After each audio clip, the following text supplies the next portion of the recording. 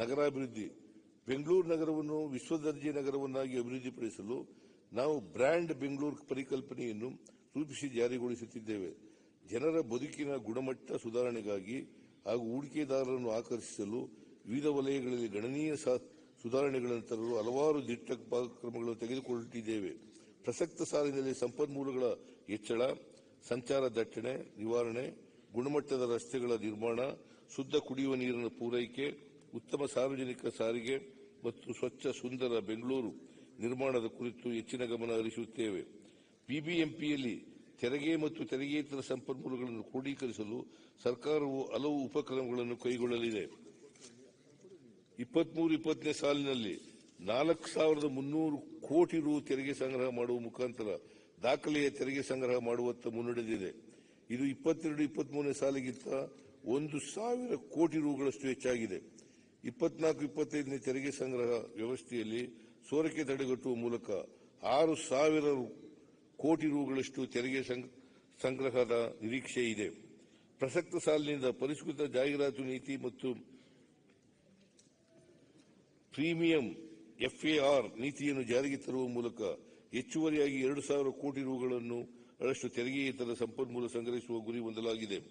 BBMP ವ್ಯಾಪ್ತಿಯ ಎಲ್ಲ 20 ಆಸ್ತಿಗಳ ಆಸ್ತಿ ತೆರಿಗೆ ದಾಖಲೆಗಳನ್ನು ಡಿಜಿಟಲೀಕರಣಗೊಳಿಸಿ 24-25ನೇ ಸಾಲಿನಿಂದ ಮಾಲೀಕರಿಗೆ ಡಿಜಿಟಲ್ ಖಾತಾ ಮತ್ತು ಆಸ್ತಿ ತೆರಿಗೆ ಪಾವತಿ ವಿವರಗಳನ್ನು ದೊರಕಿಸಲಾಗುವುದು. ಮೇಲೆ ವಿವರಿಸಿರುವಂತೆ ಸಂಗ್ರಹವಾಗುವ ಹೆಚ್ಚುವರಿ ಸಂಪನ್ಮೂಲಗಳಿಂದ ಆದ್ಯತೆಯ ಮೇಲೆ ಬೆಂಗಳೂರಿನ ಸಂಚಾರ ದಟ್ಟಣೆಯ ಸಮಸ್ಯೆಯನ್ನು ನಿವಾರಿಸಲು ಸರ್ಕಾರವು ವಿವಿಧ ಯೋಜನೆಗಳನ್ನು ಕೈಗೆತ್ತಿಕೊಳ್ಳಲಿದೆ.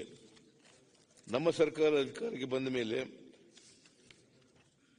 ನಗರದ ಪ್ರಮುಖ ರಸ್ತೆಗಳಲ್ಲಿ 147 ಕಿಲೋಮೀಟರ್ ಉದ್ದದ ವೈಟ್ ಟ್ಯಾಪಿಂಗ್ ಕಾಮಗಾರಿಗಳನ್ನು 1,700 ಕೋಟಿ ರುಗಳ ವೆಚ್ಚದಲ್ಲಿ ಕೈಗೊಳ್ಳಲು ಮಂಜೂರಾತಿ ನೀಡಲಾಗಿದೆ. ಕಾಮಗಾರಿಗಳನ್ನು ಡಿಸೆಂಬರ್ 2025 ಪೂರ್ಣಗೊಳಿಸಲಾಗುವುದು. ಭೂಮಿಯ ಅಲಭ್ಯತೆ ಮತ್ತು ಭೂಸ್ವಾಧೀನ ಪ್ರಕ್ರಿಯೆಯಲ್ಲಿನ ತೊಡಕುಗಳ ಕಾರಣ ಅಸ್ತಿತ್ವದಲ್ಲಿರುವ ರಸ್ತೆಗಳ ವಿಸ್ತರಣೆಯು ಅತ್ಯಂತ ಕಷ್ಟದಾಯವಾಗಿದೆ. ಈ ಹಿನ್ನೆಲೆಯಲ್ಲಿ ರಾಜ್ಯ ಸರ್ಕಾರವು ಸುರಂಗ ಮಾರ್ಗ ಟನಲ್ ನಿರ್ಮಿಸುವ ಮೂಲಕ ನಗರದಲ್ಲಿ ಸಂಚಾರ ದಟ್ಟಣೆಯನ್ನು ಬಗೆಹರಿಸಲು ನಿರ್ಧರಿಸಿದೆ. ಈ ವರ್ಷ ಸಂಚಾರ ದಟ್ಟಣೆ ಅತ್ಯಂತ ತೀವ್ರವಾಗಿರುವ ಹೆಬ್ಬಾಳ ಜಂಕ್ಷನ್ನಲ್ಲಿ ಪ್ರಾಯೋಗಿಕವಾಗಿ ಟನಲ್ ಅನ್ನು ನಿರ್ಮಿಸಲಾಗುವುದು. ನಾಲಾ ಬಫರ್ ವಲಯದೊಳಗೆ ನಾಲಾ ಬಫರ್ ಅನ್ನು ಬಳಸಿಕೊಂಡು ಸರ್ವಋತು ರಸ್ತೆಗಳನ್ನು ನಿರ್ಮಿಸುವ ಹೊಸ ಪರಿಕಲ್ಪನೆಯನ್ನು ಅನುಷ್ಠಾನಗೊಳಿಸಲಾಗುತ್ತಿದೆ. ಈ ಯೋಜನೆಯಡಿ ಈಗಾಗಲೇ 200 ಕೋಟಿ ರು ಅಂದಾಜು ವೆಚ್ಚದಲ್ಲಿ 100 ಕಿಲೋಮೀಟರ್ ಉದ್ದದ ರಸ್ತೆಯನ್ನು ಅಭಿವೃದ್ಧಿಪಡಿಸಲಾಗುತ್ತಿದ್ದು, ಪ್ರಸಕ್ತ ಸಾಲಿನಲ್ಲಿ ಹೆಚ್ಚುವರಿಯಾಗಿ 100 ಕಿಲೋಮೀಟರ್ ಉದ್ದದ ರಸ್ತೆಯನ್ನು ಅಭಿವೃದ್ಧಿಪಡಿಸಲಾಗುವುದು. ಸುಗಮ ಸಂಚಾರ ಬ್ರ್ಯಾಂಡ್ ಬೆಂಗಳೂರು ಯೋಜನೆಯಡಿ ಅಂತಾರಾಷ್ಟ್ರೀಯ ಮಟ್ಟದ ತಜ್ಞ ಸಂಸ್ಥೆಯನ್ನು ನೇಮಿಸಿಕೊಳ್ಳಲಾಗಿದೆ. ಈ ಸಂಸ್ಥೆಯು ನೀಡುವ ವರದಿಯನ್ನು ಆಧರಿಸಿ ಬೆಂಗಳೂರಿನ ಸಂಚಾರ ದಟ್ಟಣೆಗೆ ಪರಿಹಾರ ಕ್ರಮಗಳನ್ನು ಕೈಗೊಳ್ಳಲಾಗುವುದು. ಬೆಂಗಳೂರಿನಲ್ಲಿ ಸಂಚಾರ ದಟ್ಟಣೆಯನ್ನು ಕಡಿಮೆ ಮಾಡುವುದರ ಜೊತೆಗೆ ಬೆಂಗಳೂರಿನ ಆರ್ಥಿಕ ಚಟುವಟಿಕೆಗಳು ದೊಡ್ಡ ಪ್ರಮಾಣದಲ್ಲಿ ವೃದ್ಧಿಸಲು ಸಹಕಾರಿಯಾಗುವಂತೆ ಪೆರಿಫೆರಲ್ ರಿಂಗ್ ರೋಡ್ ಅನ್ನು ಬೆಂಗಳೂರು ಬಿಸಿನೆಸ್ ಕಾರಿಡಾರ್ ಎಂಬ ಹೊಸ ಪರಿಕಲ್ಪನೆಯಲ್ಲಿ ಪರಿಚಯಿಸಲು ಉದ್ದೇಶಿಸಲಾಗಿದೆ. ಈ ಯೋಜನೆಯಡಿ 73 ಕಿಲೋಮೀಟರ್ ಉದ್ದದ ರಸ್ತೆಯನ್ನು 27,000 ಕೋಟಿ ರುಗಳ ಅಂದಾಜು ವೆಚ್ಚದಲ್ಲಿ PPP ಮಾದರಿಯಲ್ಲಿ ನಿರ್ಮಾಣ ಮಾಡಲು REP ಕರೆಯಲಾಗಿದೆ. ಈ ಯೋಜನೆಯನ್ನು ಇದೇ ಸಾಲಿನಲ್ಲಿ ಪ್ರಾರಂಭ ಮಾಡಲು ಉದ್ದೇಶಿಸಿದೆ.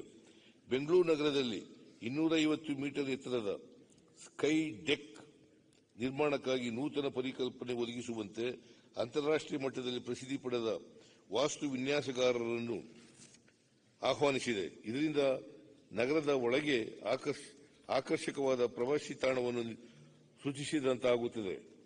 ನಗರಾಭಿವೃದ್ಧಿ ಇಲಾಖೆಯ ಅಂಗಸಂಸ್ಥೆಗಳಾದ ಬಿಬಿಎಂಪಿ, BMRCL, BWSSB, BDAಗಳ ವ್ಯಾಪ್ತಿಯಲ್ಲಿ ಪ್ರತಿ ತಿಂಗಳು ವಿದ್ಯುತ್ ಶುಲ್ಕ ಪಾವತಿಸುವ ಆರ್ಥಿಕ ಹೊರೆ ಕಡಿಮೆಗೊಳಿಸಲು ಸೋಲಾರ್ ಪಾರ್ಕ್ ಅನ್ನು ಕ್ಯಾಪ್ಟಿವ್ ಮೂಲಕ ಸ್ಥಾಪಿಸಲಾಗುವುದು. ಬೆಂಗಳೂರಿನಲ್ಲಿ BMTC ಸೇವೆಯೊಂದಿಗೆ ಮೆಟ್ರೋ ರೈಲು ಹಾಗೂ ಸಬರ್ಬನ್ ರೈಲು ಯೋಜನೆಗಳು ಜನರ ಸುಗಮ ಸಂಚಾರದ ದೃಷ್ಟಿಯಿಂದ ಕ್ರಾಂತಿಕಾರಿ ಬದಲಾವಣೆ ತರಲಿವೆ. ಈ ಬಹುವಿಧ ಸಾರಿಗೆ ವ್ಯವಸ್ಥೆಗಳನ್ನು ಒಗ್ಗೂಡಿಸಿ ಪರಸ್ಪರ ಸಮನ್ವಯದಿಂದ ಕಾರ್ಯಾಚರಣೆ ಮಾಡುವ ಮೂಲಕ ಜನರು ಹೆಚ್ಚಾಗಿ ಸಾರ್ವಜನಿಕ ಸಾರಿಗೆ ವ್ಯವಸ್ಥೆಯನ್ನು ಅವಲಂಬಿಸಲು ಪ್ರೇರೇಪಿಸುವುದು ನಮ್ಮ ಆದ್ಯತೆಯಾಗಿದೆ. ಇದರಿಂದ ಸಂಚಾರ ದಟ್ಟಣೆ ಹಾಗೂ ಪರಿಸರ ಮಾಲಿನ್ಯಗಳ ನಿಯಂತ್ರಣ ಸಾಧ್ಯವಾಗುವುದಲ್ಲದೆ ಬದುಕು ಇನ್ನಷ್ಟು ಸುಗಮವಾಗಲಿದೆ. ದೇಶದ ಅತ್ಯುತ್ತಮ ಮೆಟ್ರೋ ಸೇವೆಗಳಲ್ಲಿ ಮುಂಚೂಣಿಯಲ್ಲಿರುವ ನಮ್ಮ ಮೆಟ್ರೋ ರೈಲು ಯೋಜನೆಯು ಬೆಂಗಳೂರು ನಗರದ ಸಂಚಾರ ವ್ಯವಸ್ಥೆಯ ಜೀವನಾಡಿಯಾಗಿದೆ. 8 ಲಕ್ಷಕ್ಕೂ ಹೆಚ್ಚಿನ ಜನರು ಪ್ರತಿನಿತ್ಯ ಮೆಟ್ರೋ ಸೇವೆಯನ್ನು ಬಳಸುತ್ತಿದ್ದಾರೆ. ಪ್ರಸ್ತುತ ಕಾರ್ಯಾಚರಣೆಯಲ್ಲಿರುವ 74 ಕಿಲೋಮೀಟರ್ ಮಾರ್ಗದೊಂದಿಗೆ 2025 ಮಾರ್ಚ್ ವೇಳೆಗೆ ಹೆಚ್ಚುವರಿಯಾಗಿ 44 ಕಿಲೋಮೀಟರ್ ಮಾರ್ಗ ಸೇರ್ಪಡೆಯಾಗಲಿದೆ. ಮೆಟ್ರೋ ಯೋಜನೆ ಹಂತ 2 ಮತ್ತು 2A ಯೋಜನೆಯಡಿ ಹೊರವರ್ತುಲ ರಸ್ತೆ ವಿಮಾನ ನಿಲ್ದಾಣ ಮಾರ್ಗವು 2026 ಜೂನ್ ವೇಳೆಗೆ ಪೂರ್ಣಗೊಳ್ಳಲಿದೆ. ಪ್ರಸಕ್ತ ಸಾಲಿನಲ್ಲಿ ಮೆಟ್ರೋ ಸೇವೆಯ ಇತಿಹಾಸದಲ್ಲೇ ಪ್ರಥಮ ಬಾರಿ ಕಾರ್ಯಾಚರಣೆಯು ಲಾಭದಾಯಕವಾಗಿ ಆಪರೇಷನಲ್ ಪ್ರಾಫಿಟ್ ಪರಿಣಮಿಸಿರುವುದು ಹೆಮ್ಮೆಯ ಸಂಕೇತವಾಗಿದೆ. ನಮ್ಮ ಮೆಟ್ರೋ ಹಂತ 3 ಅಡಿ ಅಂದಾಜು 15,611 ಕೋಟಿ ರು ವೆಚ್ಚದ ಯೋಜನೆಗೆ ರಾಜ್ಯ ಸರ್ಕಾರವು ಆಡಳಿತಾತ್ಮಕ ಅನುಮೋದನೆ ನೀಡಿದ್ದು, ಕೇಂದ್ರ ಸರ್ಕಾರದ ಅನುಮೋದನೆಯ ನಿರೀಕ್ಷೆಯಲ್ಲಿದೆ. ನಮ್ಮ ಮೆಟ್ರೋ ಹಂತ 3A ಅಡಿಯಲ್ಲಿ ಸರ್ಜಾಪುರದಿಂದ ಅಗರ, ಕೋರಮಂಗಲ, ಡೈರಿ ವೃತ್ತ, ಮೇಕ್ರಿ ವೃತ್ತ ಮೂಲಕ ಹೆಬ್ಬಾಳವನ್ನು ಸಂಪರ್ಕಿಸುವ ಮಾರ್ಗ ನಿರ್ಮಾಣ ಕುರಿತು DPR ಕರಡು ಸಿದ್ಧಪಡಿಸಲಾಗಿದ್ದು, ಕೇಂದ್ರ ಸರ್ಕಾರದ ಅನುಮೋದನೆಗೆ ಸಲ್ಲಿಸಲಾಗುವುದು. ಮಂದಗತಿಯಲ್ಲಿ ಸಾಗುತ್ತಿದ್ದ ಬೆಂಗಳೂರು ಉಪನಗರ ರೈಲು ಯೋಜನೆಯನ್ನು ನಮ್ಮ ಸರ್ಕಾರವು ಅಧಿಕಾರಕ್ಕೆ ಬಂದ ನಂತರ ಚುರುಕುಗೊಳಿಸಿ ಬೈಯಪ್ಪನಹಳ್ಳಿಯಿಂದ ಚಿಕ್ಕಬಾಣಾವರವರೆಗಿನ ಕಾರಿಡಾರ್ 2ರ ಸಿವಿಲ್ ಕಾಮಗಾರಿಗಳನ್ನು ವೇಗವಾಗಿ ಅನುಷ್ಠಾನಗೊಳಿಸಲಾಗುತ್ತಿದೆ. ಕಾರಿಡಾರ್ 4ರ ಹೀಲಲಿಗಿಯಿಂದ ರಾಜಾನಕುಂಟೆವರೆಗಿನ 46.2 ಕಿಲೋಮೀಟರ್ ಉದ್ದದ